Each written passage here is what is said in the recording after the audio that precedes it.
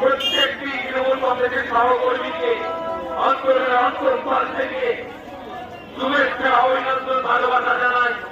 পশ্চিমবঙ্গ তৃণমূল কংগ্রেসের অভ্যর্থনা মঞ্চ থেকে সাদর অভ্যর্থনা জানাই। এগিয়ে চলুন মিছিল করে স্লোগান করতে করতে